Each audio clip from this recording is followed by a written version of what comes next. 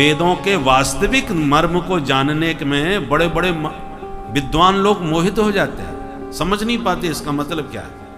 मुह्यंत यत सूरयः यत यस्मिन्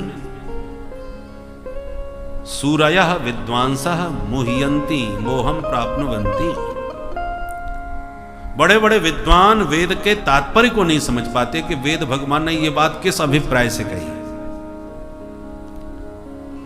जैसे उदाहरण से, वेदों में एक तरफ अहिंसा को परम धर्म माना है, हर विषय में अहिंसा का समर्थन, अहिंसा परमो धर्म, किसी को मत मारो।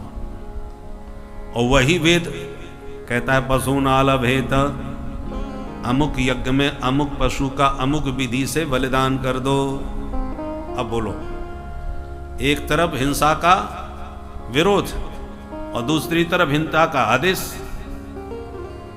तो बुद्धि भ्रमित नहीं हो जाएगी कि वो सही कह रहे हैं कि ये सही कह रहे हैं, कहना क्या चाह रहे हैं। इसलिए मुह्यंति यत सूरयः, वेदों के वास्तविक तात्पर्य को वही समझ सकता है जिसने गुरु परंपरा से सांगोपांग वेदों का स्वाध्याय किया है। इसलिए वेदों की किताबें नहीं हुआ करती थी, पुस्तकों में नहीं होता था, केवल गुरुदेव ने सुनाया और शिष्य ने सुन के धारण कर लिया। इसलिए वेदों का नाम श्रुति हुआ। श्रुति माने जो श्रवण करके ही धारण किया जाए।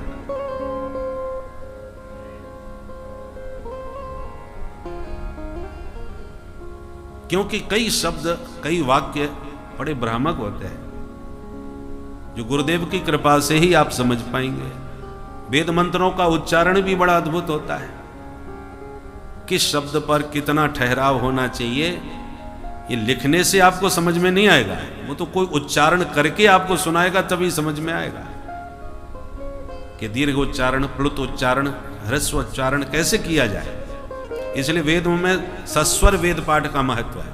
स्वर जो चलाए जाते हैं, आपका वैदिक विद्वानों को आपने देखा होगा, गणानान्त्वा गणपति गुं हवामहे प्रियाणान्त्वा प्रियपति गुं हवामहे निधीनान्त्वा निधिपति गुं हवामहे बसो मम आहमजानि गर्भधामा त्वमजासि गर्भधामा। इस प्रकार से हाथ चलाए जाते हैं। ये उदात्त अनुदात्त स्वरित उच्चारण के संकेत होते हैं। तो जिसने विधिवत वेदाध्ययन किया होगा गुरु परंपरा से, वही सही उच्चारण कर सकता है। अन्यथा उच्चारण अशुद्ध यदि हो तो फल भी उसका ठीक नहीं मिलेगा। सवाग वज्रो यजमानम हेनस्ति, वो वाणी वाग वज्र बन के यजमान की भी हानि करती है। इसलिए शास्त्रों ने कहा विद्वान वेदज्ञ शास्त्रज्ञ महापुरुषों से ही विधिवत सब काम कराने चाहिए।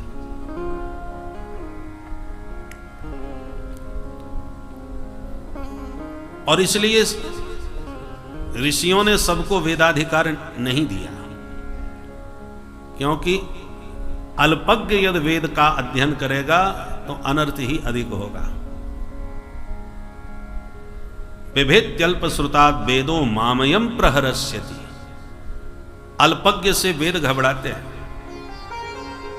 कि कहीं मुझ पर ये प्रहार न कर दे, मेरे शब्दों पर कोई अनर्थ का प्रहार न कर दे।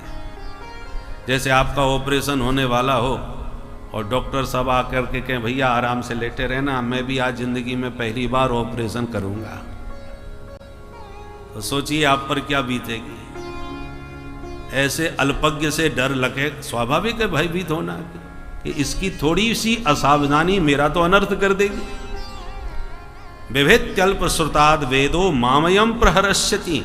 इसलिए अल्पज्ञ से वेद भी घबराते हैं। सरस्वती डरती है। मुह्यन्ति यत सूरयः। देखो वेदों ने कब कहां कौन सी बात किस अभिप्राय से कही है, ये कैसे समझा जाता है। वेदों ने कहीं कोई बात कही और कहीं जाके कोई और बात कह दी। वेद में कहीं भी हिंसा का समर्थन नहीं है। जहां हिंसा की बात आती है वो हिंसा निवृत्ति परक है, प्रवृत्ति परक नहीं है। जैसे किसी को बहुत अधिक धूम्रपान की आदत है, एक दिन में न जाने कितनी बीड़ी सिगरेट पी जाता है। अब वो किसी आश्रम में किसी सदगुरु की शरण में गया, गुरुजी ने मंत्र दिया और गुरुजी का सख्त निर्देश, आश्रम में धूम्रपान वर्जित है। अब जिसकी आदत बिगड़ गई वो मानने वाला है नहीं, छुप छुप के पीता है। एक दिन धूम्रपान करते पकड़ा गया, शिष्यों ने पकड़ के गुरुजी से शिकायत कर दी, ये बीड़ी पीता हुआ पाया। गुरुजी ने सबको भगाया, चेले को अकेले में बुला के समझाया, क्यों भाई, जब तुम्हें पता है यहां कोई धूम्रपान नहीं कर सकता, तुमने क्यों किया? तो चेला गुरुजी के चरणों में गिर के बोला, गुरुजी मैं भी हृदय से चाहता हूं कि ये धूम्रपान छोड़ दूं, आपकी आज्ञा है, पर मैं चाहते हुए भी छोड़ नहीं पा रहा। मेरी इतनी आदत बिगड़ गई है कि मैं स्वयं चाह करके भी छोड़ नहीं पा रहा। अब आप ही बताओ मैं क्या करूं। जब अपने अपराध को गुरुजी के सामने स्पष्ट स्वीकार करके कह दिया तो गुरुजी ने विचार किया, इसकी आदत कैसे छुड़वाऊंगा। तो गुरुजी ने कहा, अच्छा एक काम कर, मैं तुझे सप्ताह में एक दिन की छूट देता हूं, तो केवल रविवार के रविवार बीड़ी पी लिया कर, परंतु और किसी दिन हाथ मत लगाना। तो चेला ने कहा, गुरुजी मैं भी आपको वचन देता हूं, बीड़ी से हाथ कभी नहीं लगाऊंगा, पर रविवार को नहीं छोड़ूंगा। एक दिन तो पीऊंगा और बाकी दिन कभी हाथ नहीं लगाऊंगा। गुरु चेला में समझौता हो गया। अब गुरुजी का रविवार के दिन छूट देने में उसको बीड़ी पीने का आदेश देना नहीं है, उनका तात्पर्य बीड़ी छुड़ाने में है कि जब 6 दिन छोड़ करके ये एक दिन पिएगा तो आदत बहुत कुछ कम हो जाएगी और धीरे धीरे एक दिन की आदत भी छूट ही जाएगी। धीरे धीरे छोड़ाऊं, एकदम तो ये मानने वाला है नहीं, छोड़ने वाला नहीं, इसलिए गुरुजी ने छूट दी। पर विडंबना क्या हुई, गुरुजी चले गए बद्रीनाथ। जो आया रविवार तो चेला ने सरेआम पीना चालू कर दिया, गुरुजी तो है ही नहीं। अब ये समझौता अन्य को पता नहीं कि गुरुजी के और बीच में इसमें क्या समझौता हुआ है। जब सरेआम उसने बीड़ी पी तो चेलाओं ने कहा, तेरी शिकायत करेंगे, आने दो गुरुजी को। तो खुलेआम बीड़ी पीता घूम रहा है आश्रम में। तो चेला भी पक्का बोले, आने दो गुरुजी। गुरुजी क्या करेंगे? गुरुजी ने खुद हमसे कहा है कि बेटा रविवार को बीड़ी जरूर पीना चाहिए, बहुत फायदेमंद होती है। उसने अपनी तरफ से 2 बातें जोड़ करके और उसकी तारीफ कर दी। अब ये बात सही है, गुरुजी ने कहा था, पर गुरुजी के कहने का तात्पर्य कुछ और था। चेला ने उसके शब्द का अनर्थ कर डाला, अपने ढंग से 2 बातें जोड़ करके उसकी महिमा को गा डाला कि पीना चाहिए। बस यही गड़बड़ी हो गई। ठीक इसी प्रकार वेदों ने देखा कि जीव की कुछ बातों में बहुत अधिक प्रवृत्ति है। मांस मदिरा मैथुन में जिन प्राणियों की बहुत अधिक रुचि है, इसको नियंत्रित कैसे किया जाए, इसलिए संविधान आदेश के रूप में वेदों ने दिया कि वह अमुक यज्ञ करते समय अमुक पशु का बलिदान कर सकते हो। अब जो अहिंसा को परम धर्म बता रहा है वेद, वो हिंसा की आज्ञा क्यों दे रहा है? मारने के लिए आज्ञा नहीं दे रहा। जो मारे बिना नहीं रह पा रहे उनको मांस का और हिंसा का नियंत्रण करने के लिए एक दिन की छूट दी है। अब कोई केवल मांसाहार करने के लिए तो इतना बड़ा यज्ञ नहीं करवाएगा। यदि किसी को मांस खाए बिना नहीं रहा जाता तो अमुक यज्ञ करते समय अमुक पशु का बलिदान करो। तो ये विधान हिंसा में नहीं अहिंसा में है। आलभन शब्द के 2 अर्थ होते हैं। आलभन माने स्पर्श होता है, आलभन माने हिंसा भी होता है। तो पशून आलभेत, वेद ने ये वचन दिया, पशु का स्पर्श करे। तो जो हिंसा में तात्पर्य है वो स्पर्श से भी हो सकता है, पर जो हिंसा में प्रीति रखने वाले उन्होंने हिंसा का ही अर्थ किया, वेद का वचन आधार मान के। वेदों ने कहा, देखो वाक्य लिखा है पशून आलभेत, पशु का आलभन कर दो। विवाह पद्धति में विवाह के अवसर पर एक वचन आता है, ततो वरः कन्यायाम हृदयम आलभेत, इसके बाद वर कन्या के हृदय का स्पर्श करे। अब यहां पर ततो वरह कन्यायाम हृदयम आलभेत, यहां आलभन का अर्थ यदि हिंसा कर दिया जाए तो बोलो क्या अनर्थ हो जाएगा। उसके बाद वर कन्या के हृदय का हिंसा कर दे, तो भैया कहां किस अभिप्राय से कौन सी बात कही है उसका सही ढंग से अर्थ लगाए, अनर्थ न किया जाए। किसी ने भोजन करते समय कहा सैंधव माने, अब सैंधव का अर्थ घोड़ा भी होता है, सैंधव का अर्थ नमक भी होता है। तो भोजन करते समय यदि उसने कहा सैंधव माने और तुम घोड़ा लेके पहुंच जाओ तो मूर्खता सिद्ध होगी। उस समय उसका अभिप्राय नमक मांगने में है, भोजन कर रहा है तो नमक की आवश्यकता पड़ी, नमक कम है। और राजा साहब शिकार खेलने के लिए पूरे तैयार होकर के निकले और फिर कहा सैंधव माने और नमक की पोटली लेके वहां कोई पहुंच जाए तो वहां मूर्खता सिद्ध होगी। देश काल परिस्थिति के अनुसार शब्द का सही अर्थ लगाना चाहिए।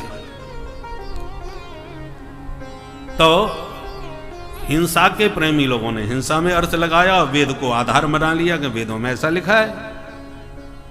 इसलिए वेदों में कब कहां कौन सी बात किस अभिप्राय से कही गई है, इसको बहुत सोच समझ करके उसका तात्पर्य कोई विद्वत जन ही ठीक से लगा पाते हैं। नहीं तो लोग प्राय अर्थ का अनर्थ कर डालते हैं। जैसे एक गांव में एक जमींदार साहब थे, बड़ा रुतबा था, पर उनकी आदत पड़ गई चावलों का माड़ पीने की। माड़ समझ गया, पुराने जमाने में जब भात बनाया जाता था तो चावल का पानी निकाल दिया जाता था, फेंक दिया जाता था। तो जो पानी फेंक दिया जाता है ठाकुर साहब को वही गर्मा गर्म माड़ पीने में स्वाद आता था। अब अपना अपना स्वाद, पर बेचारे घर में ही चुपचाप पीते थे, बाहर नहीं पीते थे, किसी को बताते भी नहीं थे। नहीं तो लोग उपहास करेंगे, इतने बड़े राजा होकर के बताओ चावल का माड़ पीते। अब एक दिन ठाकुर साहब के घर में ही आवश्यक मीटिंग चल रही थी, गणमान्य लोग दूर दूर से आए हुए थे और उधर उनकी धर्मपत्नी जी ने गर्मा गर्म माड़ निकाल के कठौता में धर दिया और बेटे को बुला के कहा बेटा जल्दी जाओ पिताजी को बुला के लाओ, फटाफट माड़ पी जाए नहीं ठंडा हो जाएगा। लड़का तुरंत गया पिताजी को बुलाने, वहां देखा तो मीटिंग चल रही है, बड़े बड़े लोग बैठे हुए। बच्चे ने सोचा यदि मैंने सबके बीच में कह दिया पिताजी चलो माड़ पी लो तो मेरी पिटाई जरूर हो जाएगी, बात खुल जाएगी, और यदि नहीं कहता पिताजी से तो उधर माड़ ठंडा हो जाएगा तो मैया मारेगी। कब से भेजा है तूने, अभी तक बता नहीं पाया, पूरा माड़ ठंडा करवा दिया। तो बच्चा बड़े दुविधा में पड़ गया, कैसे कहूं। बड़ा होशियार था, उसने ऐसी शब्दावली में अपनी बात कही कि पिताजी के अतिरिक्त किसी के पल्ले नहीं पड़ी।